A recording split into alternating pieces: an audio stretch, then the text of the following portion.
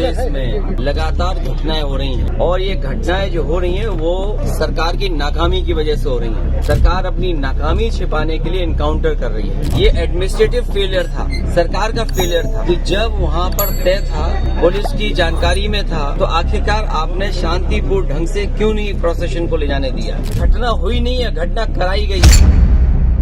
वो सब पुलिस वाले मिले हुए हैं, पहले वो नहीं मिले थे और 3 दिन पहले कहाँ से आ गए। वो मतलब 3 दिन पहले पुलिस वाले उनको अपने साथ ले गए थे और फिर कल दौड़ा के झूठ दिखा दिया है कि मतलब मारा गया है, और वो ऐसा नहीं है, ये सब दिखावटी के लिए है।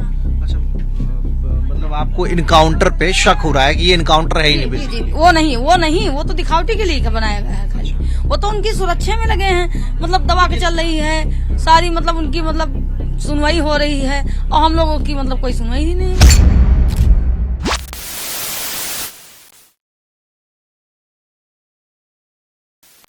नमस्कार दोस्तों, स्वागत है आपका हमारे एक और वीडियो में। उत्तर प्रदेश की सांप्रदायिक हिंसा पर अखिलेश यादव का बयान सामने उभर कर आया है और वो मुख्यमंत्री आदित्यनाथ पर सीधा प्रहार कर रहे हैं। उनका कहना था कि वह धार्मिक यात्रा थी, स्वाभाविक सी बात है जब ये यात्रा निकाली गई थी तो इसको लेकर बुनियादी इंतजाम किए जाने चाहिए थे, दोनों पक्षों से बातचीत की जानी चाहिए थी, मगर सरकार ने इतना भी नहीं किया।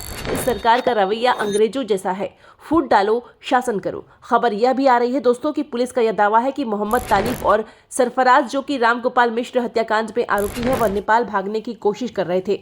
पुलिस ने उन पर गोलियां चलाई हैं और वह जब अस्पताल में भर्ती है, पुलिस की गिरफ्त में है, उसकी हम चर्चा करेंगे। मगर सबसे पहले अखिलेश यादव का बयान। उत्तर प्रदेश में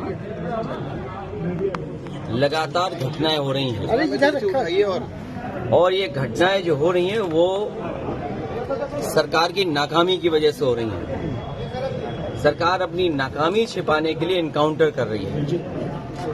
इनकाउंटर, नई परिभाषा में हाफ इनकाउंटर और भी कई परिभाषाएं जो सरकार ने बनाई हैं।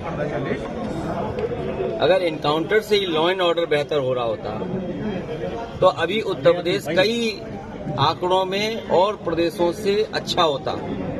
जीरो टॉलरेंस का नारा देने वाले एनडीटीवी थोड़ा सा नीचे कर, उन्हें खुद अपने आप पर सोचना चाहिए। ये एडमिनिस्ट्रेटिव फेलियर था, सरकार का फेलियर था कि जब वहां पर तय था, पुलिस की जानकारी में था, तो आखिरकार आपने शांतिपूर्ण ढंग से क्यों नहीं प्रोसेशन को ले जाने दिया या उस कार्यक्रम को संपन्न क्यों नहीं करा पाए।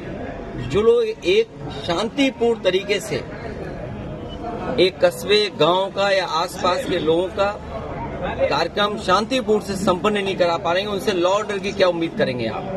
और फिर ये इनकाउंटर, हाफ इनकाउंटर, ये डराने के लिए हैं। आप मुझसे ना नाम बताते ना कुछ बताते, तब भी मैं कह सकता था कि इनकाउंटर किसका किया इन्होंने। इनकाउंटर करना और नफरत को बढ़ावा देना, ये सरकार को नया तरीका मिल गया काम करने का। ये अपनी सब नाकामी छिपा रहे हैं। याद कीजिए, उससे पहले दुनिया में कहीं ऐसा होता हो कि जब पहले इनकाउंटर पे सवाल उठाओ मंगेश पर, तो सरकार कहती है क्योंकि हमें बैलेंस करना है तो उसमें क्षत्रिय को भी मार दिया। तो ये कहाँ का लॉ एंड ऑर्डर है, कहाँ की ये व्यवस्था है जहाँ पर आप बैलेंस करने के लिए किसी की जान ले रहे हैं। और सरकार अपनी नाकामी छिपाने के लिए खासकर इस तरह के इनकाउंटर कर रही है। अखिलेश यादव उग्र है। वो कहते हैं कि कहीं न कहीं भारतीय जनता पार्टी सरकार जो है वो फूट डालो शासन करो की नीति अपना रही है। वो भारतीय जनता पार्टी को याद दिला रहे हैं कि अंग्रेज किस तरह से इस देश में हुकूमत किया करते थे, वही काम भारतीय जनता पार्टी कर रही है।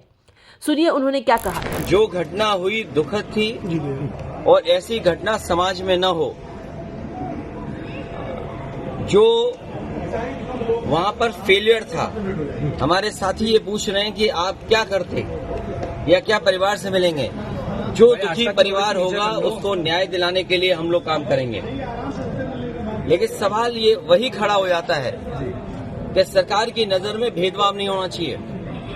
सरकार जो अंग्रेजों ने कभी नारा दिया था डिवाइड एंड रूल, सरकार उसी पे काम कर रही है, डिवाइड एंड रूल। ये आम लोग जानते हैं, आम लोग ये बात जानते हैं। और आप तो पत्रकार लोग हैं, बुद्धिजीवी हैं, और पड़ोसी जिले का मामला है, आप मुझसे बेहतर जानते होंगे कि ये घटना हुई नहीं है, घटना कराई गई है। और कराई गई के लिए दोषी कौन होगा? अगर जान गई है किसी की भी, हम दुख में शामिल हो सकते हैं, मुख्यमंत्री जी मिल सकते हैं, लेकिन कराई किसने है इस पे आप लोग बेहतर जानते होंगे। यहाँ एक कोई पत्रकार ऐसा नहीं है जो न जानता हो कि ये घटना रोकी जा सकती थी। किसी की जान नहीं जाती। अगर जान गई है, हम दुख बांटने से ज्यादा, जो आज सरकार भी दुख बांट रही है, सरकार को इस बात पे दुख करना चाहिए था कि घटना क्यों हो गई, होनी नहीं चाहिए थी। अखिलेश यादव कह रहे हैं कि एनकाउंटर करना कहीं न कहीं सरकार की नाकामी है। खबर यह भी आ रही है दोस्तों, उत्तर प्रदेश पुलिस का दावा है कि सरफराज और तालिब वो दो चेहरे थे या वो दो नाम थे जो आरोपी हैं। दो व्यक्ति आए थे हमारे यहाँ, जो दो लोग, एक सरफराज करके नाम है और एक तालिम करके, मोहम्मद तालिम। तो दोनों के, एक के दाएं पैर में, एक के बाएं पैर में। क्या स्थिति है सर? स्थिति दोनों की सही है। कहाँ भेजा गया सर? थोड़ा जो गोली है, गोली अभी भी अंदर ही है, क्योंकि एग्जिट पॉइंट उसमें नहीं दिखा है। बाकी हमने डिस्ट्रिक्ट हॉस्पिटल बहराइच के लिए रेफर कर दिया है, वहाँ एक्सरे और फर्दर मैनेजमेंट के लिए। स्थिति दोनों की नॉर्मल है। कब लेके आए थे यहाँ पे?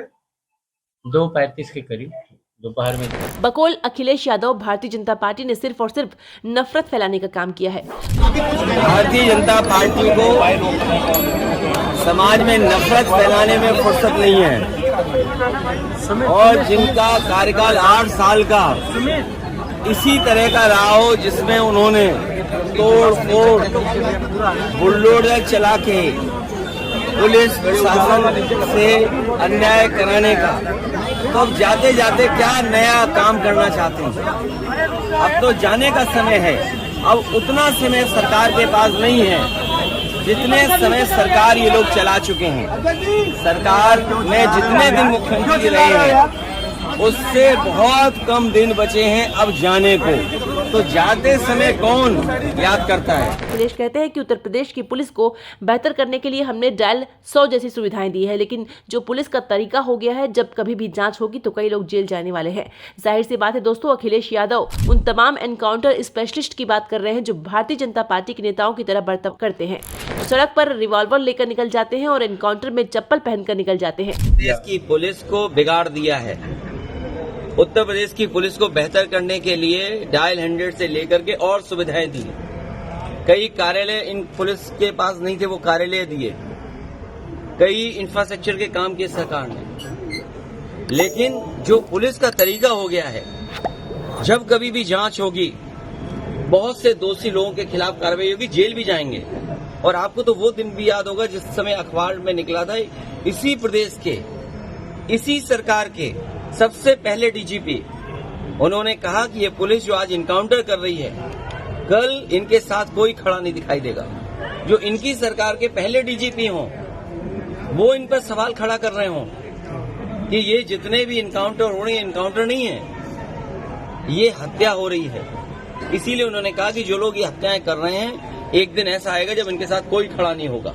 और मुझे सुनने में यहाँ तक आया है, आप बेहतर बताना इस बात को, कि जिस व्यक्ति ने पहला वीडियो वायरल किया उस प्रोसेशन का, उस पत्रकार के हाथ या पैर में बहुत चोटें आई हैं। उसमें बीजेपी के लोगों ने उसे बहुत मारा है।